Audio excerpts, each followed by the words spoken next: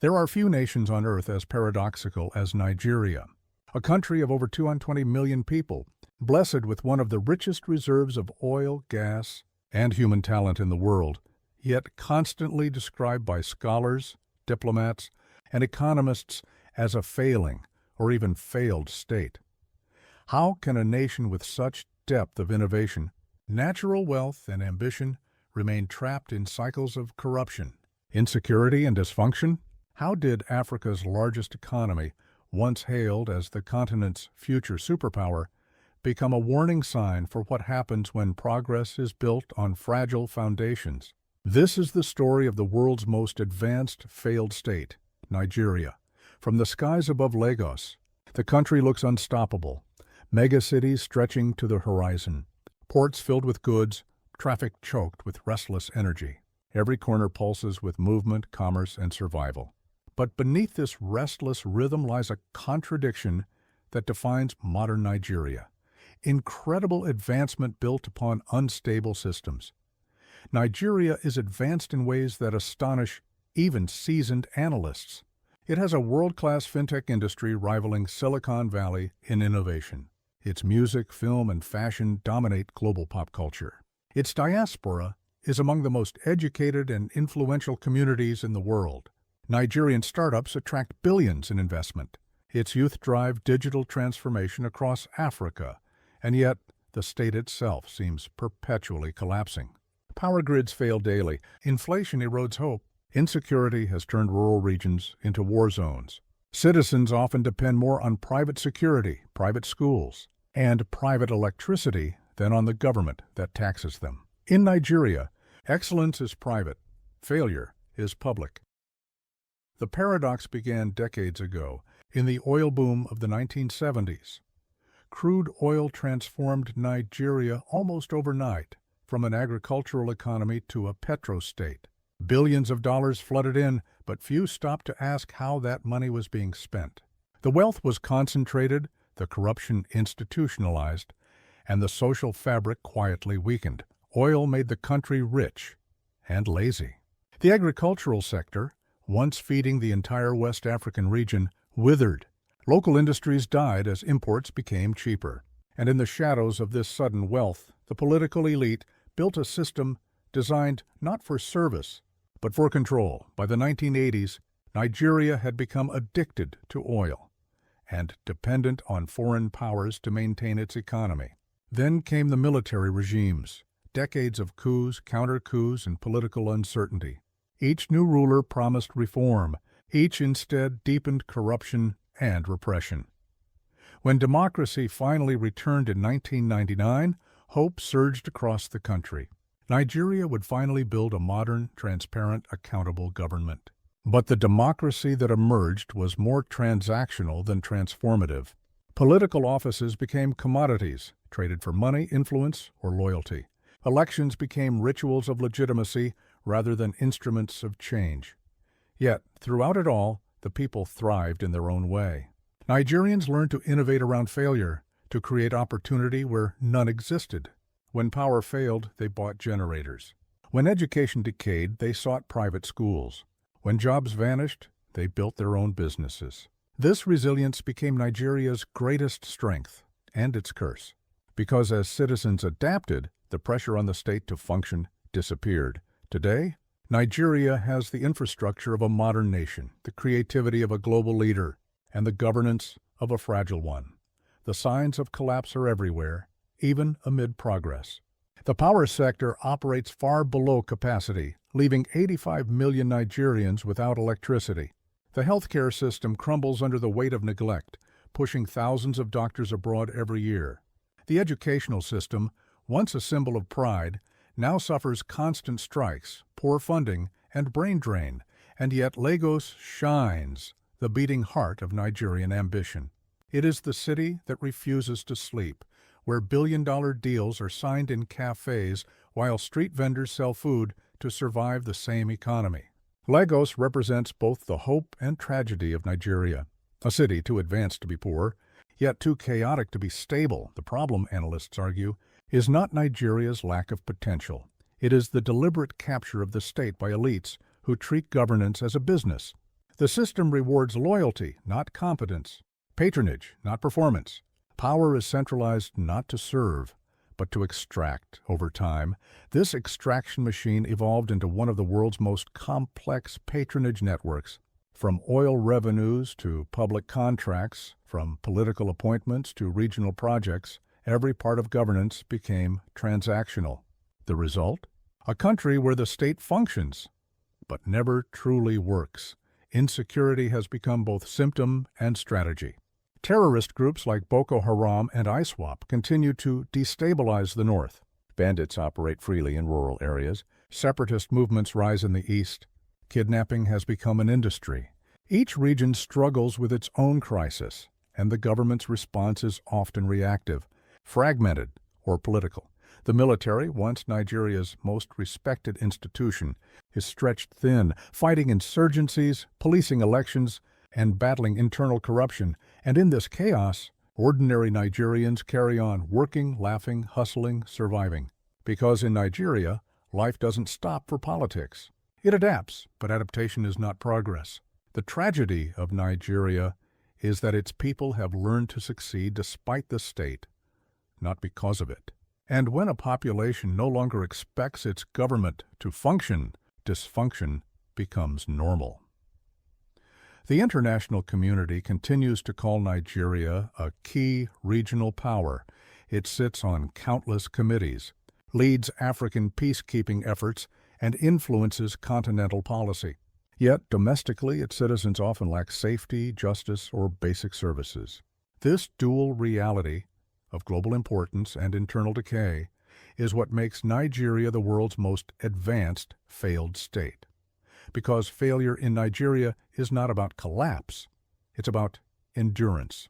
It is a failure so sophisticated that it functions, a dysfunction so refined that it sustains itself.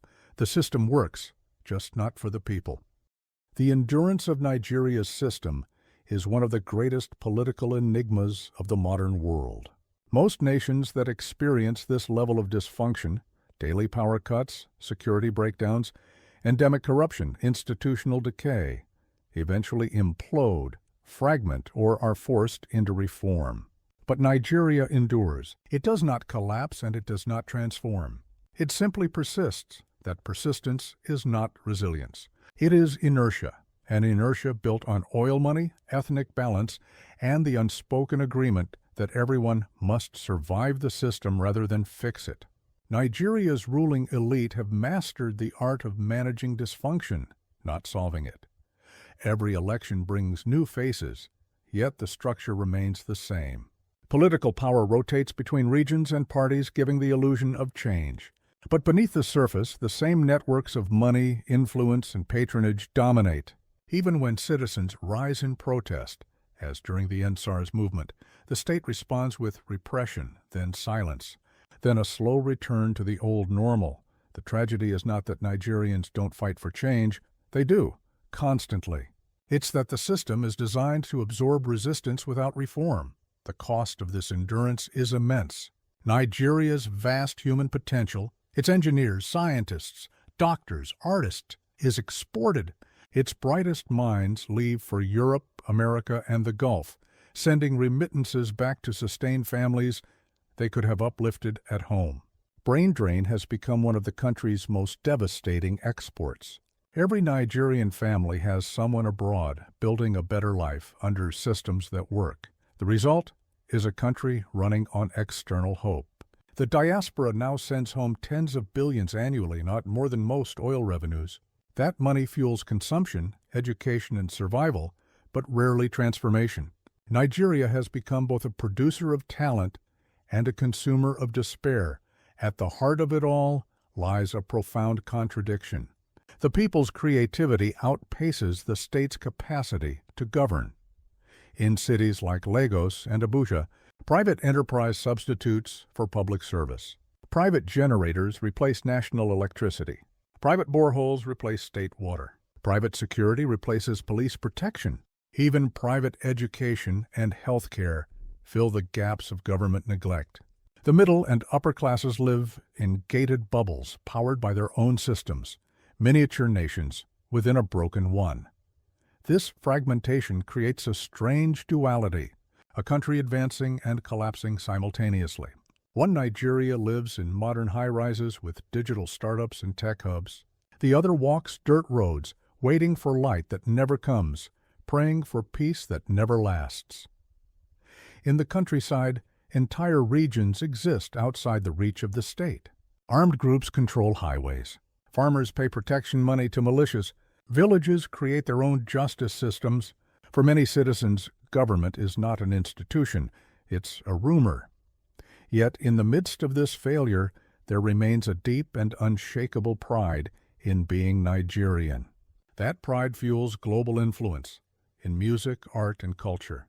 Afrobeat, Nollywood, and Nigerian literature have conquered the world. The country exports identity as powerfully as it exports oil. But this soft power cannot mask the hard truth. A nation's greatness cannot depend only on its people's brilliance while its institutions rot. For decades, Nigeria's leaders have promised to diversify the economy, to move beyond oil. But diversification demands governance, and governance demands discipline. Instead, cycles of dependency repeat. Oil prices rise, the state spends. Oil prices fall, the people suffer. Each boom funds new corruption. Each bust brings new debt. Global investors call Nigeria a sleeping giant, but perhaps it's more accurate to say it is a giant awake, chained by its own contradictions. How did this happen? Why does reform fail again and again? The answer lies in a culture of impunity that stretches from the top to the bottom. Public office is often treated as a reward, not a responsibility. Corruption investigations rarely lead to conviction. Scandals fade before justice arrives. Anti-corruption agencies themselves become political tools, loud during elections, silent afterward. This erosion of accountability has created what economists call the governance trap. It's not that Nigeria lacks laws or institutions. It has both in abundance. It's that enforcement depends on who you know, not what is right.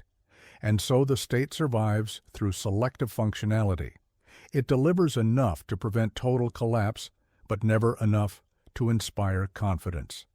Meanwhile, inequality deepens. The wealth gap between the ruling elite and ordinary citizens grows wider every year. In Lagos, billionaires build towers overlooking neighborhoods without clean water. In the Niger Delta, communities live beside pipelines that carry billions in oil wealth. Yet they have no schools, no hospitals, no jobs. The environmental cost is staggering. Decades of oil spills have poisoned rivers and farmlands, leaving generations without livelihoods. The air in Port Harcourt turns black with soot. While multinational companies and local politicians debate accountability, Nigeria's environment, like its institutions, has been sacrificed on the altar of convenience. But perhaps the greatest casualty of this system is trust. Nigerians no longer trust their leaders, and often they no longer trust each other. Ethnic and religious divisions, exploited by politicians, have hardened into mutual suspicion. Every crisis is interpreted through identity. A policy dispute becomes a northern plot or a southern conspiracy. Unity exists mostly in football and music, not in governance. The paradox deepens. A nation too connected to break apart, too divided to move forward, and yet, beneath the surface, something stirs. The younger generation, born in the digital age, raised in frustration, is beginning to see through the illusion. The 2020 End SARS protests were more than a call to end police brutality. They were a declaration that Nigerians deserve better. Though crushed, that movement left a mark. It showed that collective voice still matters, even when power seems untouchable.